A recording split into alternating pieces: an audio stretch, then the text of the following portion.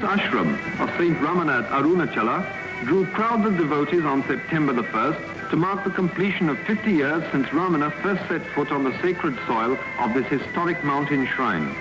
From far and near they flocked for darshan of the holy sage, who by the severest austerities and profound contemplation has attained spiritual wisdom and serenity unique in the country. Thousands draw comfort from his mere presence, for he neither preaches nor blames, setting at ease all who come to him by the essential goodness he radiates to all around. A good man in a troubled world.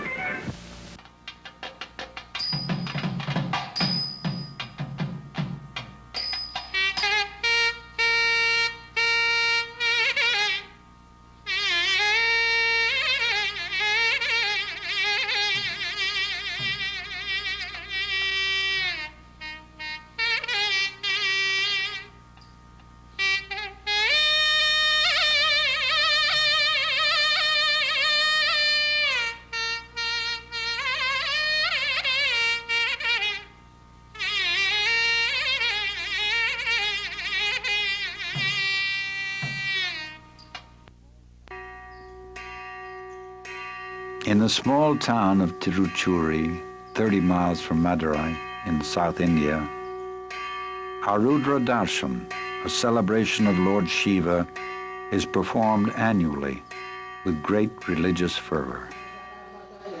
On December 29, 1879, devotees had taken the Shiva Nataraja image out from the famed Bhuminatha temple and were parading the deity in the streets of Tiruchuri.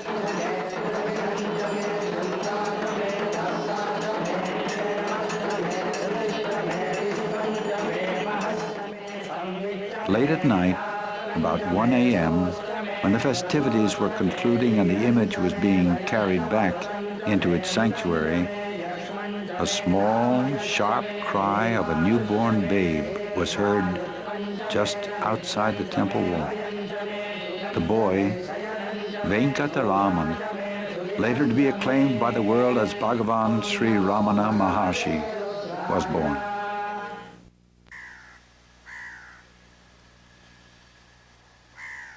Venkataraman was the second of 4 children born to Aragamal and Sundarama-Iyer. Sundarama-Iyer was a successful pleader in court and a self-made man. He was renowned throughout the area for his generosity and wisdom. The house he built stands as a testimony to this. It was built in 2 separate units, providing an equal amount of space for guests and pilgrims, as for his own family.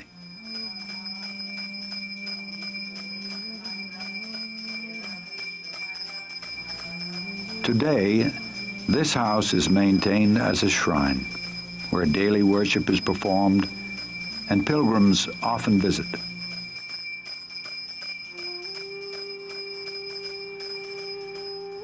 Sundarama-Iyer commanded respect and reverence from even robbers who would withdraw from attacking his cart when it passed at night. His wife, Aragamal, was a hard-working and gracious Orthodox homemaker. Her innate spirituality later became known as it blossomed under the direct guidance of her son in the evening of her life. The boy, Venkataraman, attended the local elementary school like other boys of his age and status. He sometimes played by the Kaundinya River on the outskirts of town. In later years, he was once heard to reminisce. We used to bathe in the Kaundinya River, pour a vessel of water on the linga in the nearby Kaliyar temple, offer food, then eat it. The children of the village adjacent to the temple used to join us there. We would play together till nightfall and then go home. Thus, 12 years of boyhood happily passed for Venkataraman.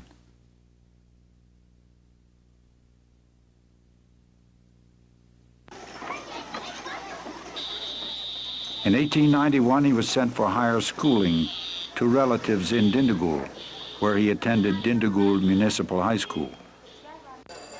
This larger town is about 70 miles north of Tiruchuri. He was living in this house for less than 1 year when the ominous news of his father's serious illness reached him. He immediately returned home, and within a few days, on February 18th, 1892, his father died. With no man to lead the household or adequate income to maintain it, Venkataraman's family was divided among relatives. He and his older brother went to live with their paternal uncle, Subba Iyer, in Madurai. Arigamal, her daughter and youngest son, went to stay with other relatives in a nearby town.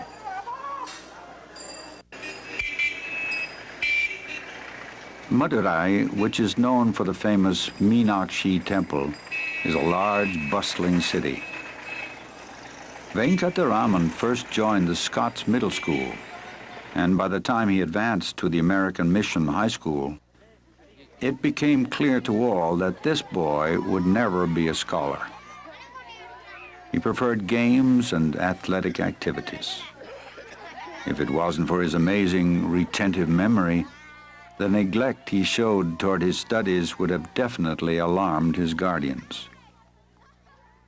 In fact, nothing to this point in his life revealed any real purpose or meaning to him. Swimming in the Vega River and competing in sports was a happy diversion for him, especially since he was blessed with health, strength, and coordination, enabling him to excel all others. The first premonition of the boy's unusual destiny exhibited itself in November 1895, just before his 16th birthday. One day, when meeting an elderly relative and asking him where he was coming from, Venkataraman was astonished to hear him reply, "From Arunachala." He knew of Arunachala as being a very sacred place, but it never occurred to him one could actually go there. The second premonition came soon after. His uncle had borrowed a book of the 63 Tamil saints titled Periyapuranam. Venkataraman picked it up and, as he read it, was overwhelmed with ecstatic wonder that such faith, such love, such divine fervor was possible, that there had been such beauty in life. The tales of renunciation leading to divine union inspired him with awe and emulation. The climax came only a few months later. Venkataraman was in the upstairs room of his uncle's house when the great change in his life took place. In fact, it was quite sudden. A violent fear of death overcame him. In spite of good health and without crying out for help, he just felt, "I'm going to die." This shock drove him inward, and he was totally absorbed in the vital questions demanding to be answered. What does death mean? What is dying? It is the body that dies. He dramatized the event by imitating the state of rigor mortis, lying stiff, holding back breath and voice like one dead. His body would be carried to the burning grounds and reduced to ashes.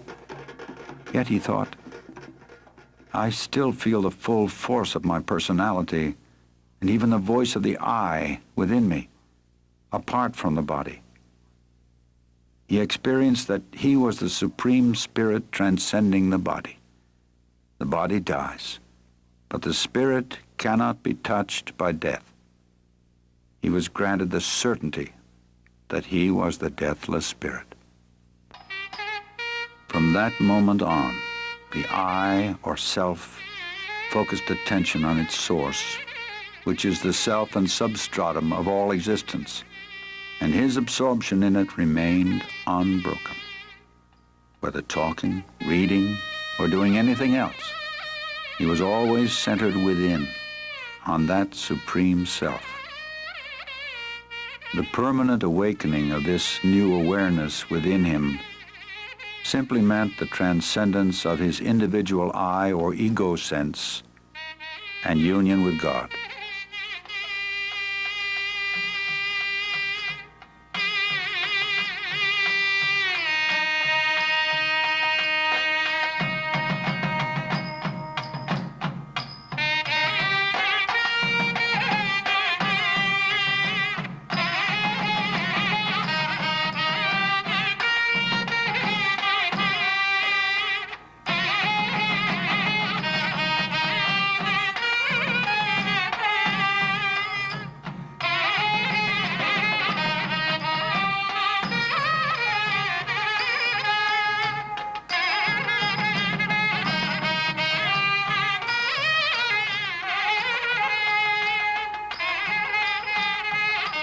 With this new experience came a dramatic change in his life and interest. He no longer enjoyed playing games with his friends. He was indifferent to the food he ate, and in his studies, already suffering from neglect, he lost all interest.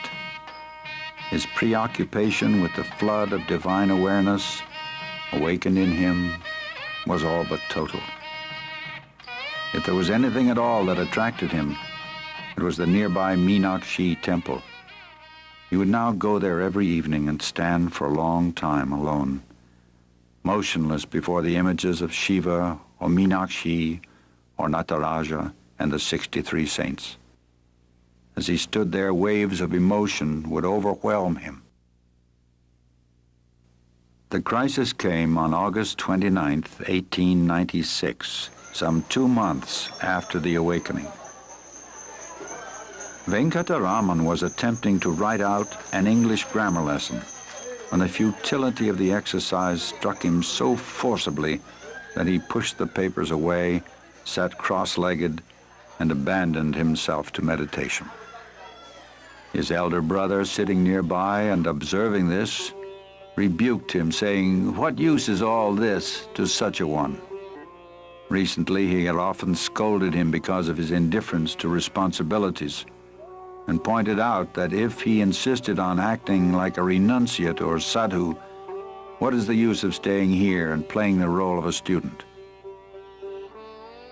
This time, Venkataraman recognized the truth of his words, and the moment the thought came as to where to go, Arunachala leaped into his consciousness. Shortly after, he rose and told his brother he had to attend a special class on electricity. Unconsciously providing the funds for the journey, his brother replied, "Then take 5 rupees from the box downstairs and pay my college fees on the way." Proceeding downstairs, his aunt served him a meal, which he ate hastily. He was given the 5 rupees, and then he quickly glanced through an outdated map to locate the nearest train station to Tiruvannamalai. He saw it was Tindavanam, although a railway line had recently been constructed to Tiruvannamalai, where the Arunachala mountain is located.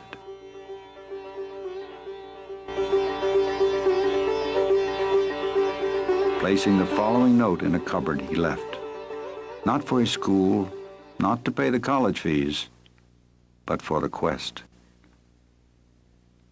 "I have set out in quest of my Father in accordance with his command. It is on a virtuous enterprise that this has embarked. Therefore let none grieve over this act, and let no money be spent in search of this. Your college fees have not been paid. 2 rupees have been enclosed herewith."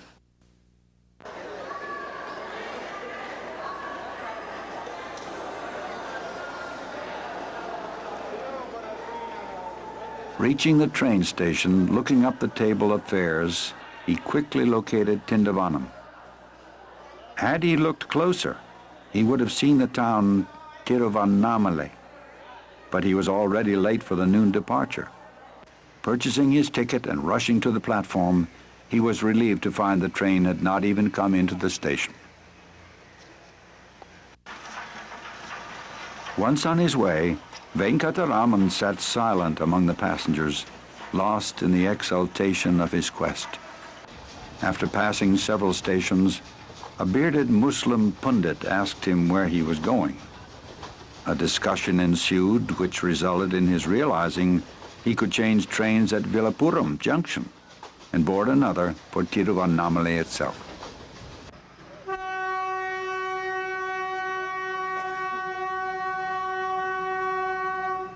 Before dawn the next day, he arrived at Villapuram Junction. When morning broke, he walked into town and looked for road signs for Tiruvannamalai, as he now thought of walking the distance.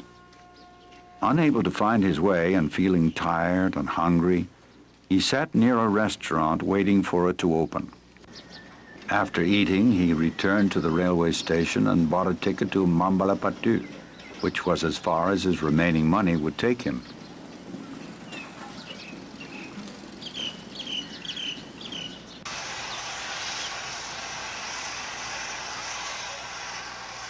He reached Mambalapattu in the afternoon and from there walked along the railway lines toward his destination. A 10-mile walk took him as far as Tirukkoilur. It was now evening, and before him was the ancient temple of Arayaninallur, built on a large rock. It was at this spot the glorious saint Jnana Sambandar first glimpsed the holy Arunachala hill over 1,000 years ago.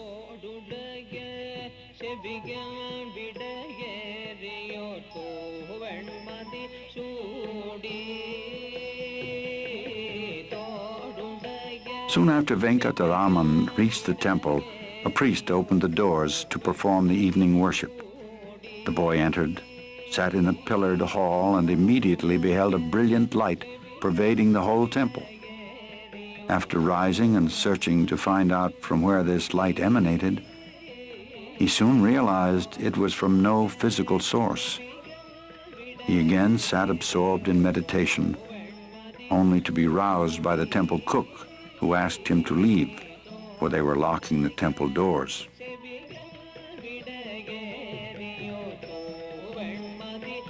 Being hungry and tired, Venkataraman asked for food and permission to stay. He was refused both requests and was given the suggestion to follow them to the Kirur temple across the river, where he may be given food after the worship there. Reaching the temple, he again sat and was plunged into deep absorption.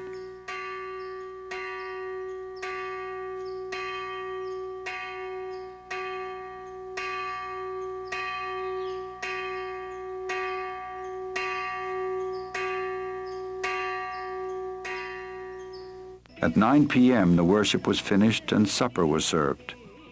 He again requested food, and this time the temple drummer, who was impressed with his appearance and devout manner, gave him his own share. By now, he had become very tired. He took his leaf plate of food in hand and was led out to a nearby house to obtain some water. While waiting for the water, he collapsed in a faint or sleep. A few minutes later, he came around, drank some water, ate some food, and then lay down on the grass to sleep. Next morning was Monday, August 31st, the birth anniversary of Sri Krishna. When Venkataraman woke, he walked about looking for the road and began feeling tired and hungry again. Tiruvannamalai was still 20 miles away. He stopped at this house near the Kirur temple to beg for food, and the mother of the home warmly responded to this bright-looking boy on this holy day of Sri Krishna. Venkataraman was wearing the traditional ruby-set earrings worn by Brahmin boys, which were worth some 20 rupees. Remembering this, he offered it to the head of the household for a loan of 4 rupees, enabling him to complete his journey by train.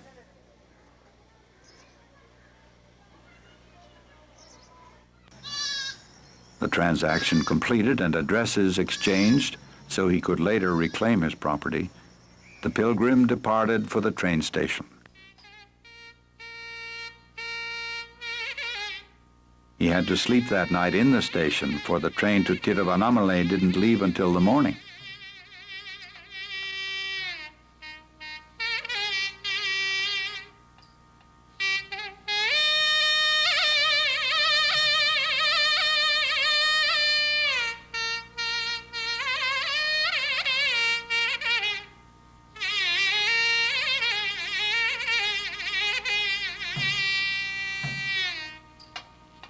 In the morning on September 1st, 1896, 3 days after leaving home, he finally reached his destination.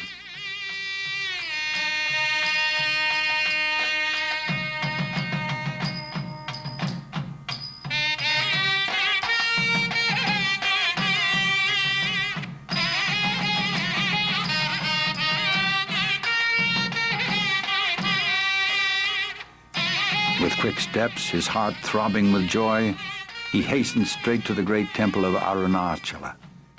In mute sign of welcome, the gates of the 3 high compound walls and all the doors, even that of the inner shrine, stood open.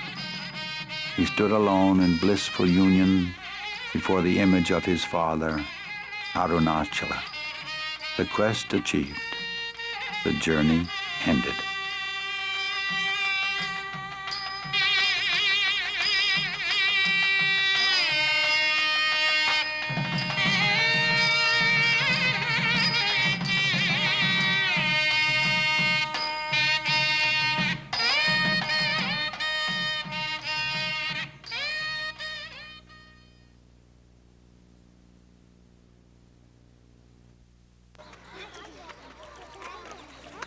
Leaving the temple, Venkataraman wandered out into the town.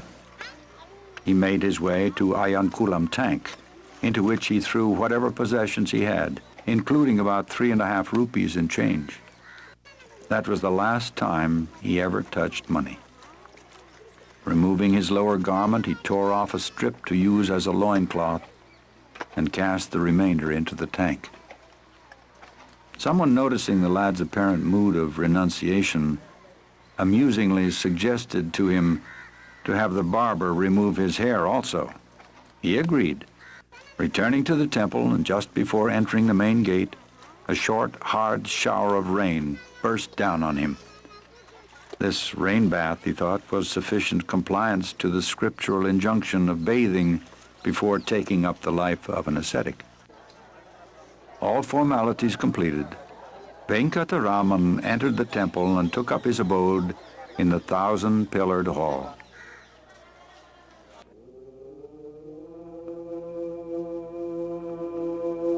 He sat, giving himself up to total absorption in the bliss of being. Day by day, day and night, he sat unmoving.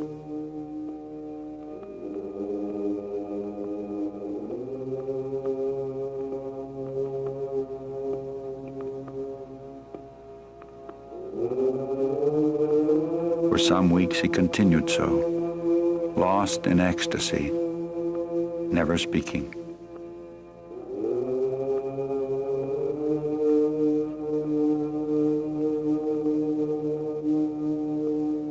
A saint known as Seshadri-Swami, who had arrived in Tiruvannamalai a few years earlier, began looking after the Brahmana Swami, as Venkataraman was now called. Schoolboys, seeing another boy about their own age, sitting mute, half human-like, began making mischief by throwing stones at him, among other things. Seshadri-Swami's attempts to keep them off were not very successful.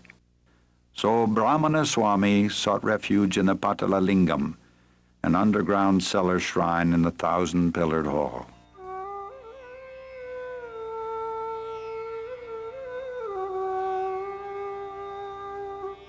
In those days, this vault was neglected and seldom visited by humans, but the ants, vermin, and mosquitoes flourished in its dark, damp atmosphere.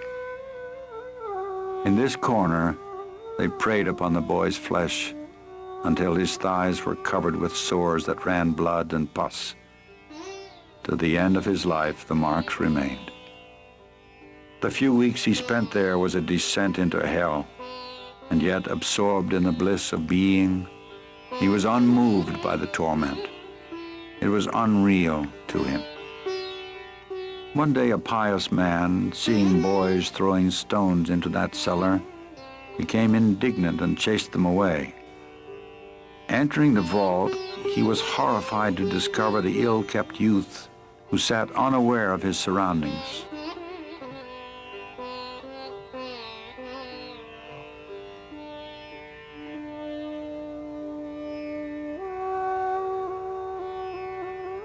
Brahmana Swami was then bodily carried out and placed in the nearby Subramanya shrine. One Mona Swami began looking after him. Sometimes nourishment had to be put into his mouth, as he paid no attention when it was offered him. For some weeks, he did not even trouble to tie his loincloth.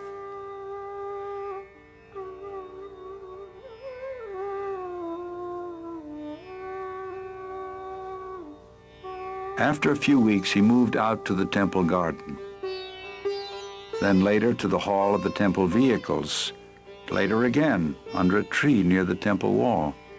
In this way, for nearly 6 months, he resided within the great temple.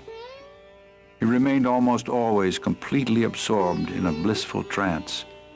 He would even move about in this trance, for on waking to the world, he would sometimes find himself under a different bush with no recollection of how he got there.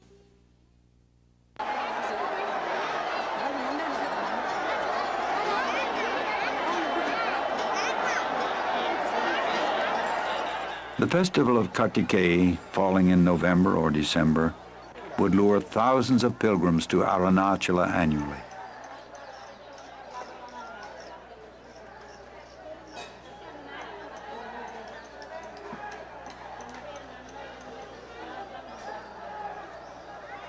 Brahmana Swami began to attract much attention and devotion from these pilgrims, who saw in him a pinnacle of renunciation and union with God. A sadhu attending to Brahmana Swami tried to keep off the crowds of sightseers, meeting with only partial success.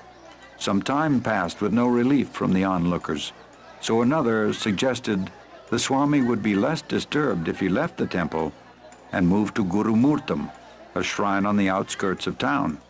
By way of gesture, Brahmana Swami consented.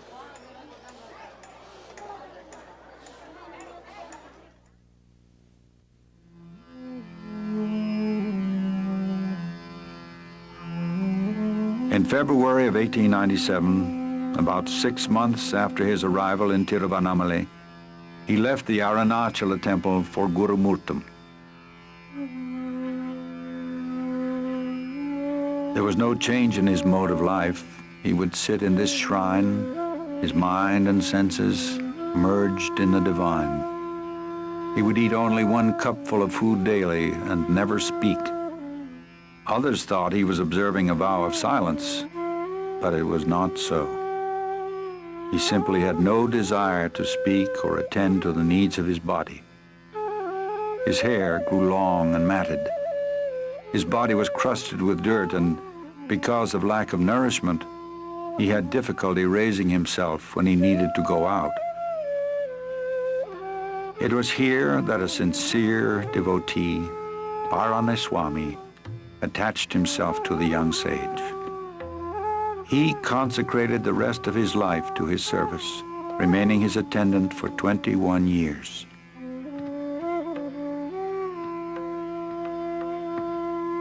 The owner of a neighboring mango orchard noticed the number of pilgrims and sightseers increasing, causing some disturbance. He offered his fenced-in orchard as an alternative residence. In May 1898, after a little more than a year at Gurumurtam, Brahmana Swami and his attendant moved into the orchard. The mango trees have long since been cut, and the land is now used for growing rice. But the sanctity derived from the young sage's residence will prevent these grounds from receding into obscurity.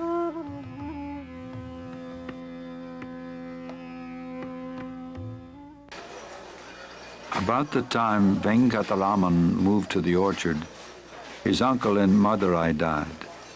It was at his funeral that the bereaved family received news that their runaway boy was now a revered Swami in Tiruvannamalai.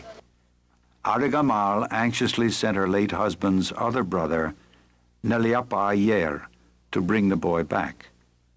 After arriving in Tiruvannamalai with a friend, Neliyappa Iyer was deeply moved to see his nephew in such an exalted state, but distressed at his physical condition.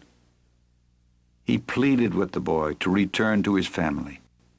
The Swami remained silent and indifferent, and his uncle returned home disappointed. 6 months quietly passed in the mango orchard. Then the Swami decided to live alone and beg his food in town. He moved to this Arunagirinatha temple. Paranaswami, his attendant, insisted on following him. After a month here and another month in the Arunachala temple, he went up to Pavarakunru, one of the eastern spurs of the Arunachala mountain. He stayed in the temple there and continued to sit, as before, immersed in the bliss of being. It was here, near the end of 1898, where Arunachala found her son.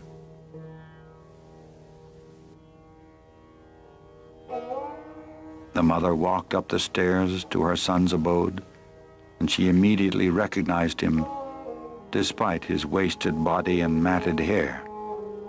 Day after day she beseeched him, entreated, begged, and even reproached him for not returning home.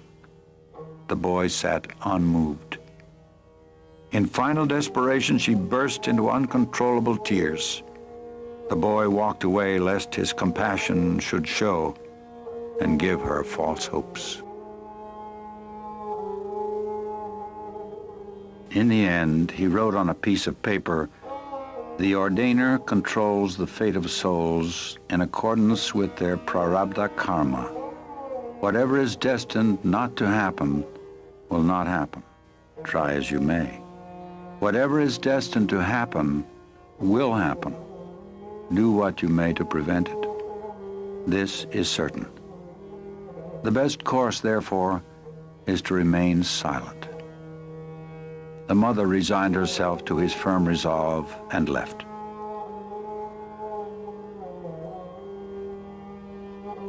Shortly after the mother left, the Swami moved up on the hill just above the great temple. As varying circumstances dictated, he moved from cave to cave on this slope until 1922, although his primary residence till 1916 was the Virupaksha cave.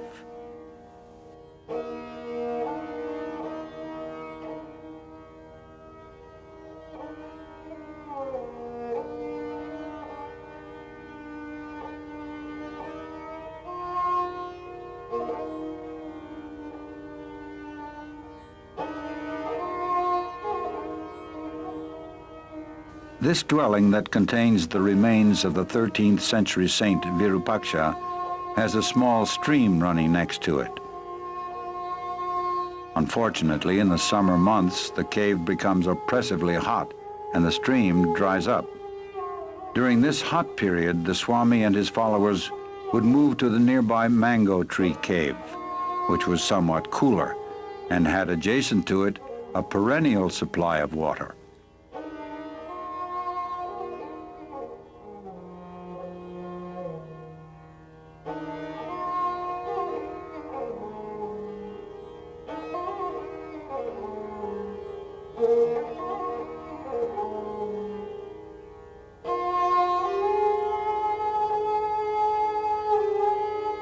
In 1900, soon after his move onto the hill, the first portrait photo of the young Swami was taken.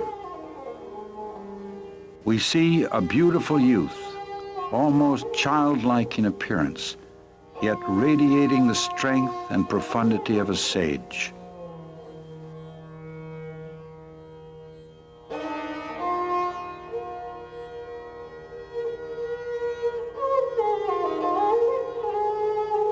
During the early years on the hill, The Swami continued to maintain silence. His radiance had already drawn a group of devotees around him, and an ashram had come into being. He occasionally wrote out explanations or instructions for his disciples, but his not speaking did not impede their training, for his most effective instruction was imparted in silence. Merely by sitting in his presence, restless minds came under control, and long-sought spiritual experiences manifested of their own accord.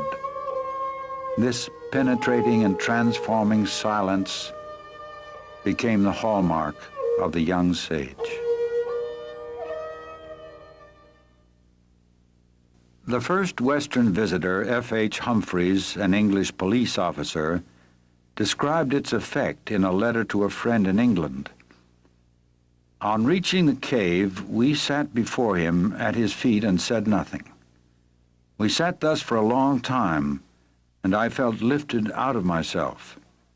For half an hour I looked into the Maharshi's eyes, which never changed their expression of deep contemplation. I could feel only that his body was not the man. It was the instrument of God, merely a sitting, motionless corpse from which God was radiating terrifically. My own feelings were indescribable. In 1902, one Shiva Prakasam Pillai happened to come to Tiruvannamalai on government work. After hearing of the young sage, he immediately went up the hill to see him and was captivated on his very first visit. He put 14 questions, and since the Swami was still observing silence, both questions and answers were in writing. These answers were later expanded and arranged in book form as Who Am I? This small book containing his early teachings remains the essence of all instruction ever given.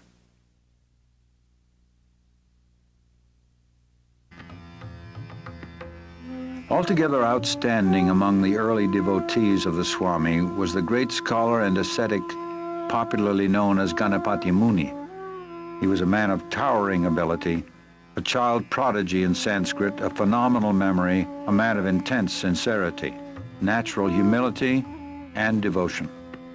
His very presence evoked awe and respect. In 1903, as a young man of 25, he moved to Tiruvannamalai, thinking it a good place to perform austerities. By the year 1907, doubts began to assail him. And one hot afternoon, with great agitation, he ran up the hill to the Swami, fell at his feet, and with a voice quivering with emotion said, "All that has to be read I have read. Even Vedanta Shastra I have fully understood. I have performed japa to my heart's content, yet I have not up to this time understood what tapas is. Therefore I have sought refuge at your feet. Pray enlighten me as to the nature of tapas." The Swami turned his silent gaze upon him for some 15 minutes, and then replied, "If one watches whence the notion I arises, the mind is absorbed into that. That is tapas. When a mantra is repeated, if one watches the source from which the mantra's sound is produced, the mind is absorbed in that. That is tapas."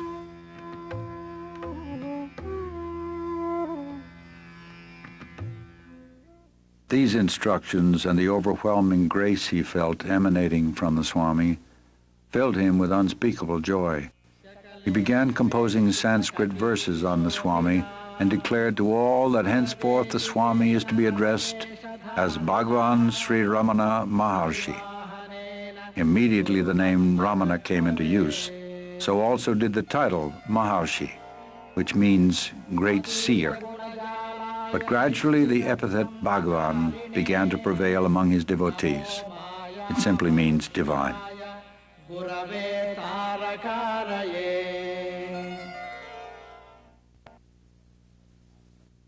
In 1916, Ramana's mother, Arunachala, came to Arunachala with the resolve to spend the rest of her life with her ascetic son. Her eldest son had died. The wife of Nagasundaram, her youngest son, also died, leaving behind a baby boy.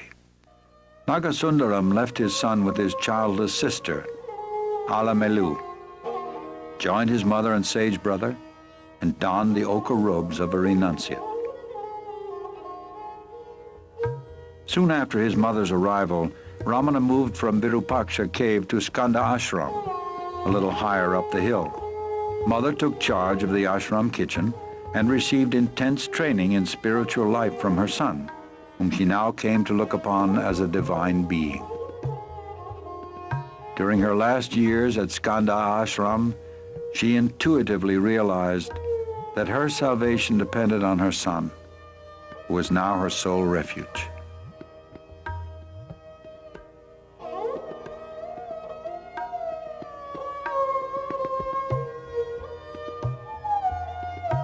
She refused to leave his company even for a day, fearing she might die away from him.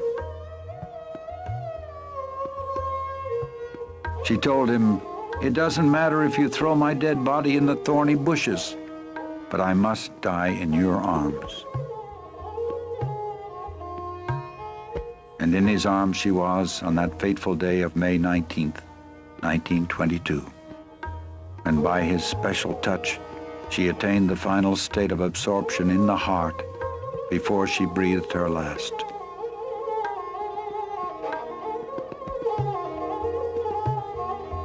Sri Kunju Swami, who witnessed the mother's last hours at Skanda ashram, describes the scene. On that last day, from 5 o'clock, there was a premonition that this was Mother's final day. Bhagavan sat by her side and put one hand on her chest and the other on her head. Bhagavan was advising everyone to go and eat, because if she died, it was considered unclean by Orthodox people to eat in a house where a death had occurred. Some of the Orthodox ones amongst us went and ate, but others who felt particularly close to Bhagavan didn't think about leaving him to go and eat. Bhagavan continued to sit by Mother's side and kept his hands on her. Different expressions of joy and sorrow were passing over her face. Bhagavan was commenting, "Is Mother in this world? No. She is in different worlds, going through various births and the consequent experiences." When her passing seemed imminent, people like Ganapati Muni, T.K. Sundaresha Iyer, and others decided to recite from the Vedas. On the other side, Sharanagati Ramaswamy and a Punjabi gentleman started reciting Ramajapa. Without any forethought, we joined in with the singing of Sri Ramana Maharshi and Arunachala Shiva. Amidst this loud singing and reciting of various scriptures, Mother left the body. Still, Bhagavan continued to keep his hands on her heart and head. We wondered why he was still seated like that. Then he explained, "When Painiswami was breathing his last, I did the same thing. I thought the soul had subsided in the heart and removed my hands. He opened his eyes and the life force left through the eyes. So this time, to be certain, I'm keeping the hands on longer than needed." I learned this important secret from Bhagavan that day. He then got up and we all ate.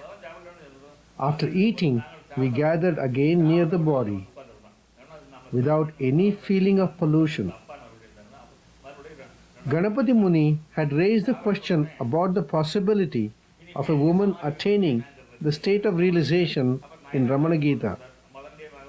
Bhagavan had said that the state of realization does not relate to the form of the gross body. So we all felt satisfied that Mother had attained liberation and were happy. Happier indeed because we saw that Mother's face and body were now radiating such luster and light. The mother's body was carried down to the foot of the southern slope and buried with all the ceremony and rites according to a liberated soul, Ajnani. A shrine was erected over the grave, and the Maharshi would visit it almost daily.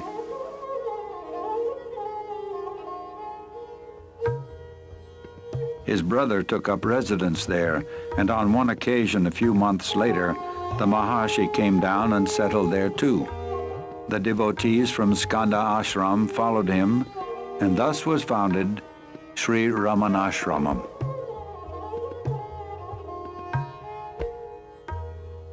At first there was only a thatched hut built over the mother's grave. But as seekers and devotees began pouring in from all over India and abroad, buildings were constructed to accommodate them. A 40 by 15-foot hall was built to house the Maharshi, and although he preferred every sort of simplicity, a couch was forced upon him. This became his home for most of the 24 hours of the day.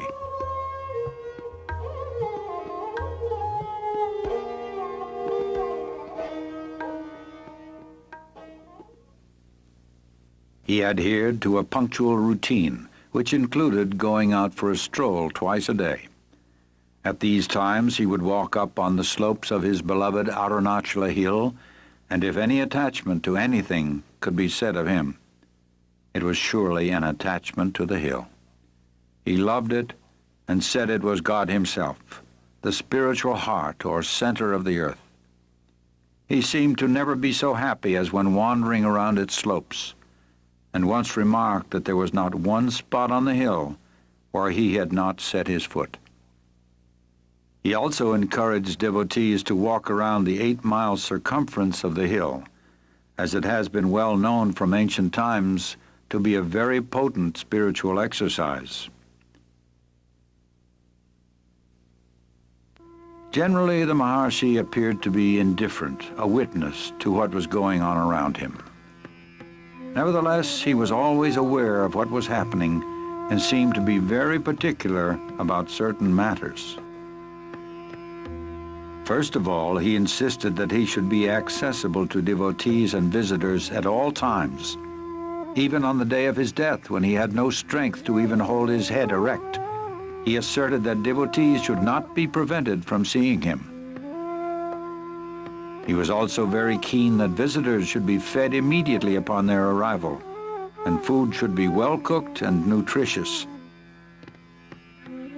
He participated and supervised meal preparations for many years.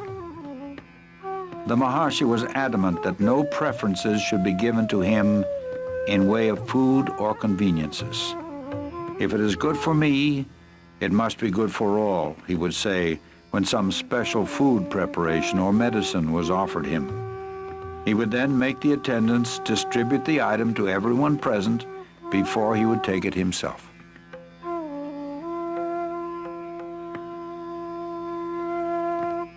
In his company, one would notice a total absence of distinction between men and women of different castes and creeds, of different races and religions, between a prince and a peasant, an ascetic and a householder. His equality extended far beyond human beings and embraced even plants and animals.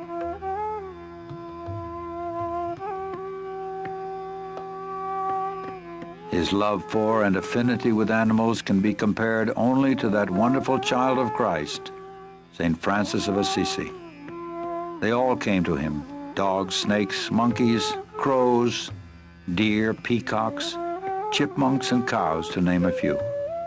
Their silent language was known to him, and when he spoke, they understood and obeyed. He arbitrated the monkeys' quarrels. He has been known to speak to the wild leopards and cobras, and the whole animal kingdom accepted him as their guardian and defender. All felt his grace and acted with intelligence in his presence.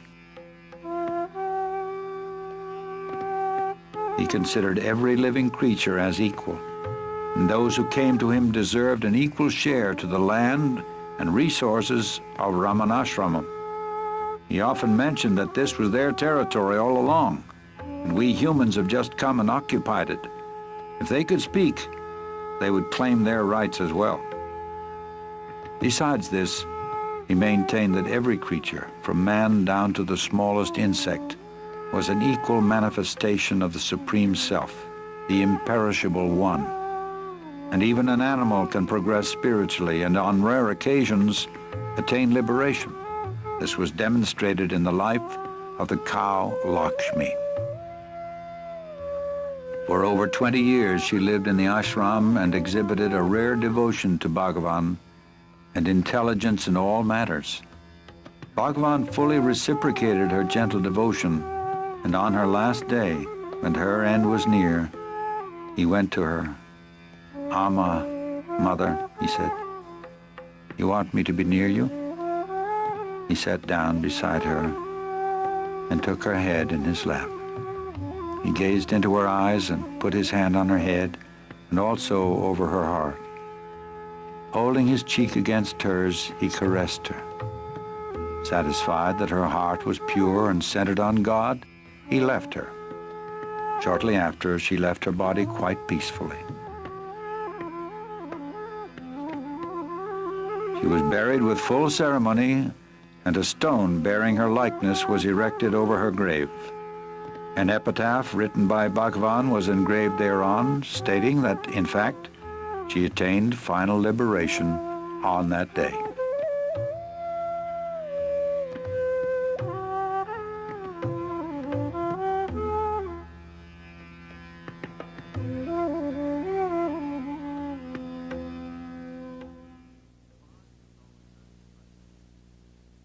The Maharshi was always very tidy and clean. He was invariably punctual, and his frugality was flawless. Nothing ever went to waste. He was often seen bending over to retrieve a lone grain of rice and return it to its proper place. Whatever work he performed, he did with full concentration, with greater speed and perfection than anyone could match. And all the attention lavished on him didn't affect him. He never wanted anything from anyone. He was fully satisfied with the pristine fullness of the Supreme Self. As for human attributes, his personality and character bordered perfection. But his most outstanding feature was not human. It was divine. It was that divine, transforming quality of his presence that attracted thousands to him from all corners of the world. His very presence, his silence, quelled the agony of many hearts and transported mature souls to the realm of spiritual fulfillment, self-realization. Let us listen to a not-so-uncommon experience of one such seeker, Ramani Rajagopal Amal. Bhagwan's look was real magic. You could not do anything, but just looking into his eyes transformed you into samadhi.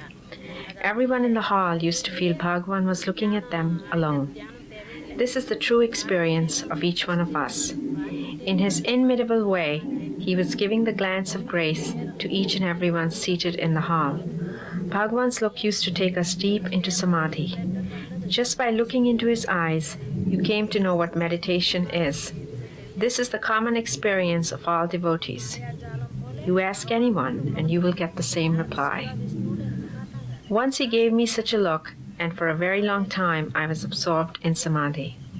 Bhagwan was reading the newspaper, letters were being brought in, normal activity was going on, but I was oblivious of the happenings outside of me. In fact, I was unaware of my body.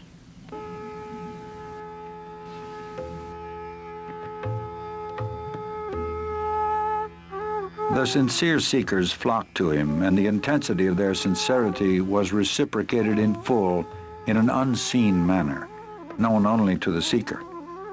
He explained to the devotees that although one may see varied visions, hear supernatural sounds, experience clairvoyance, even develop occult powers such as invisibility, the materialization of objects, and so forth, it is not until the mind is perfectly silenced and sunk into the heart, the seat of the Supreme Self, can the final truth be realized and perfection attained.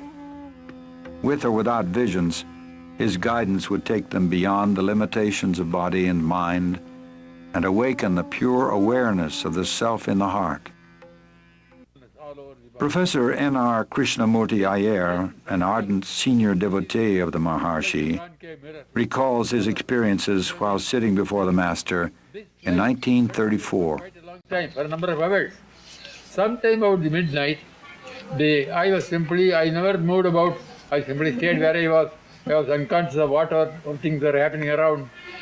The light, just you see light from a concave mirror being focused, a parallel beam.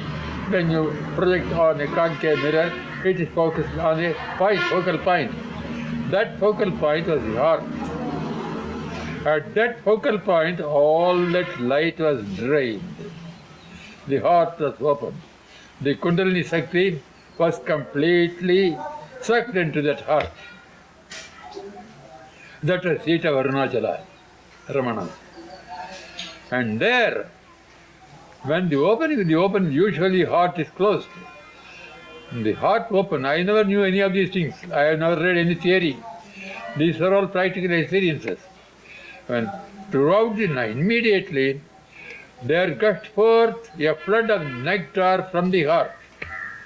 It drenched every pore of my skin. It drenched my whole physical system. It poured out, went on coming out in great floods. The whole universe was filled. The fun of it was, my awareness was not in the body. My awareness was over the whole of the space, filled by that nectar. The whole universe was nectar. Nectar, I call it ether. You may give it a name, something very subtle, but alert with awareness at every point. And that all the bodies there, living and non-living, were simply like flakes, snowflakes, floating in that ocean of nectar. If you ask me what is my body was the whole universe of nectar.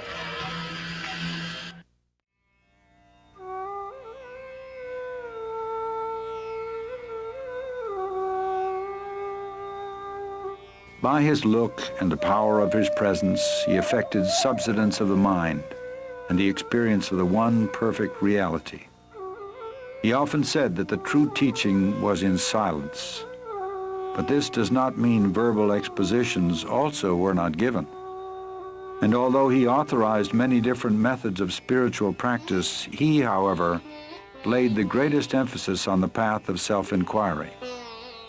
The first and foremost of all thoughts that arise in the mind is the primal I thought. It is only after the rise or origin of the I thought that innumerable other thoughts arise. Search by means of a deeply introverted mind wherefrom this I arises. If we go inward questing for the source of the I topples down, and immediately another entity will reveal itself proclaiming I. Even though it also emerges saying I, it does not connote the ego, but the one perfect existence. People of all religions came to him, and he never advised any of them to change their faith or abandon their creeds. He answered all their questions patiently, but in the end brought them round to the self. Know who you are, then all else will be known, he would say. To a question put to him about happiness, he replied, happiness is your real nature. You identify yourself with the body and mind, feel its limitations, and suffer. Realize your true self in order to open the store of unalloyed happiness. That true self is the reality, the supreme truth, which is the self of all the world you now see, the self of all the selves, the one real, the supreme, the eternal self, as distinct from the ego or the bodily idea for the self.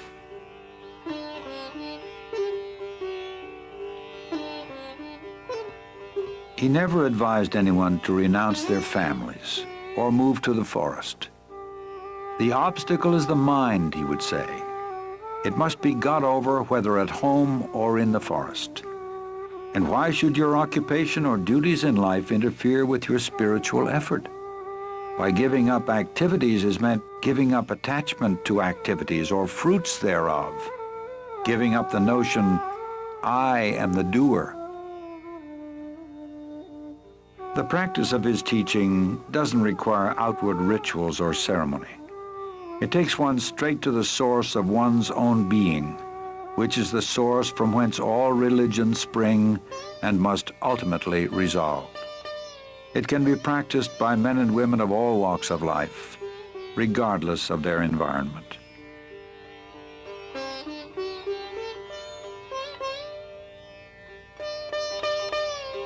The Maharshi lived what he taught. In fact, his life was the most perfect demonstration of the supreme state of self-realization. And although he was fixed in the permanent state of pure awareness, his body was subject to the laws of nature. In time, it became afflicted with rheumatism and weakened with age. Early in 1949, a small nodule appeared below the elbow of his left arm. It was surgically removed. It later reappeared and was diagnosed as a malignant tumor, which inch by inch ate up the flesh of his left arm, poisoned his blood, and finally rang down the curtain on a life of immaculate purity and grace. Throughout his final year, there appeared to be terrible suffering, but the Maharshi never complained. He seemed to be indifferent alike to the existence or non-existence of the body, being almost unaware of it. Devotees, seeing his gradual weakening and ominous symptoms, expressed their agony at his impending departure. He simply told them that they attached too much importance to the body, indicating that his influence was not limited to the diseased body they saw before him. When on April 13, 1950, a physician brought him some special medicine, he refused it, saying, "It is not necessary. Everything will come right within 2 days." The next day, a long crowd filed past the open doorway. The disease-racked body they saw there was shrunken, the ribs protruding, the skin blackened. It was a pitiable vestige of pain. And yet, at some time during these last days, each received a direct, luminous, penetrating look of recognition, which was felt as a parting infusion of grace. They say that I am dying, but I am not going away. Where could I go? I am here. He repeated this several times, implying clearly that the end of his body would not interrupt the grace and guidance. And that evening, moments before the end came, unexpectedly, a group of devotees sitting outside the hall began singing Arunachala Shiva. On hearing it, Sri Bhagavan's eyes opened and shone. He gave a brief smile of indescribable tenderness. From the outer edges of his eyes, tears of bliss rolled down. One more deep breath, and no more. There was no struggle, no spasm, no other sign of death, only that the next breath did not come. At that very moment, an enormous star trailed slowly across the sky and disappeared behind the holy Arunachala hill. Many saw it, even as far away as Madras, and felt what it portended. It was exactly 8:47 p.m., April 14, 1950. Next day, a pit was dug and the body interred with divine honors. The crowd, packed tight, looked on in silent grief. A lingam of polished black stone, the symbol of Shiva, was consecrated over his tomb. Crowd dispersed.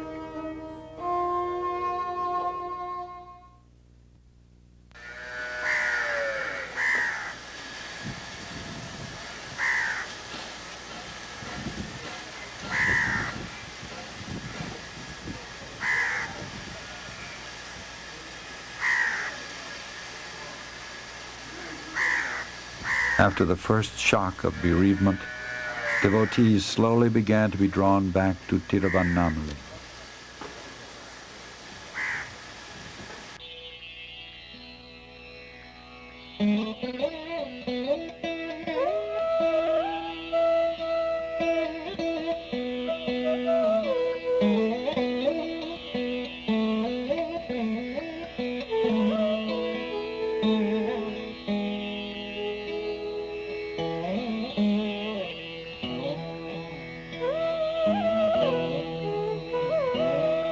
They say that I am dying, but I am not going away. Where could I go? I am here. They quickly discovered how true this was. More than ever, he has become the inner guru, guiding seekers more actively, more directly. The devotees, wherever they may be, find his grace and support, his inner presence, not merely as potent, but even more potent than ever before.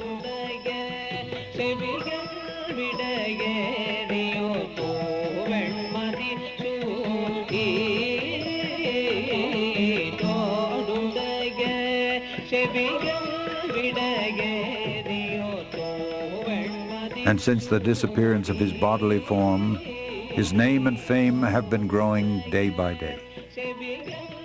Now, in greater numbers, thousands flock to his tomb and feel the powerful influence of his presence. Houses and cottages have sprung up in and around his ashram.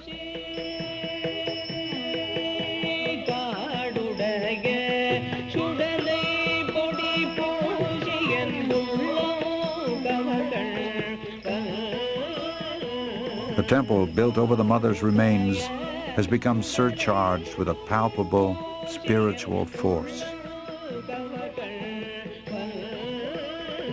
The routine adhered to while the Maharshi tenanted his body continues today, unchanged. Only the ashram's size and scope has broadened to meet the ever-increasing demand from sincere seekers the world over. He lived his life, emanated his power, enunciated his teachings only to demonstrate to mankind that life has a meaning and purpose, that there is an indestructible reality, an incomparable beauty, a life of perfect peace and bliss within the hearts of all beings. He is the embodiment of that.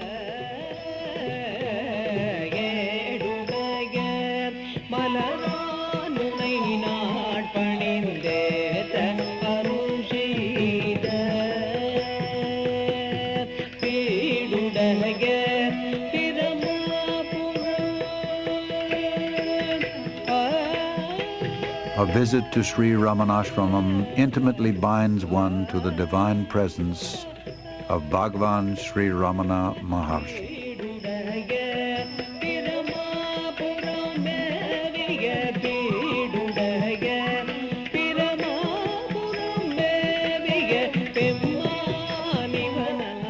That presence is, in fact, all-pervasive.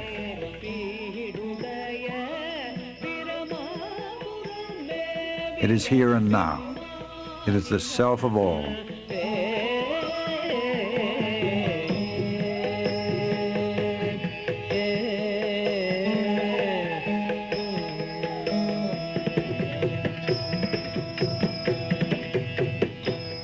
Happiness is your real nature. Realize your true self in order to open the store of unalloyed happiness.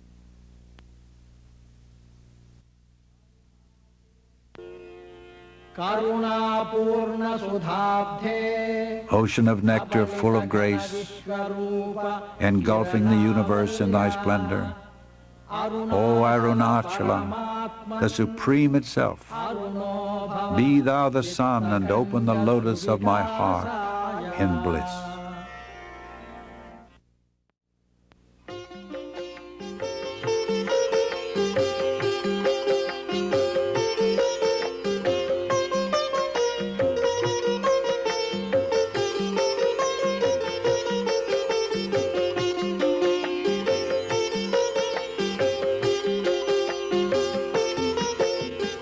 कर्तुराज्ञया प्राप्यते फलं कर्म किं परं कर्म तज्जडं कृतिमहो दधौ पतनकारणं फलमशाश्वतं गतिनिरोधकम् ईश्वरार्पितं नेच्छया कृतं चित्तशोधकं मुक्तिसाधकं कायवाङ्मनः कार्यमुत्तमं पूजनं जपश्चिन्तनं क्रमात्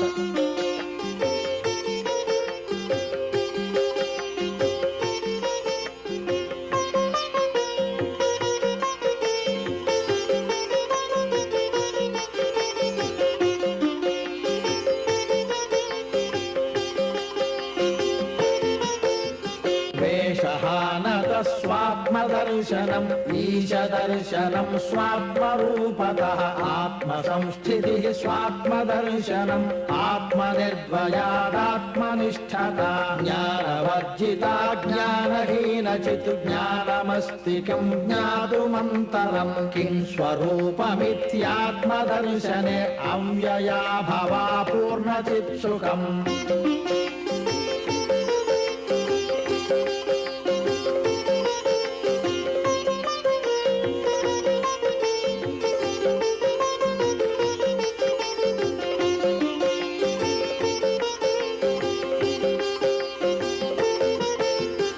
बन्धमुक्त्यतीतं परं सुखं विन्दति जीवस्तु दैविकः अहमपेतकं निजविभानकं महदिदं तपोरमणवागियम्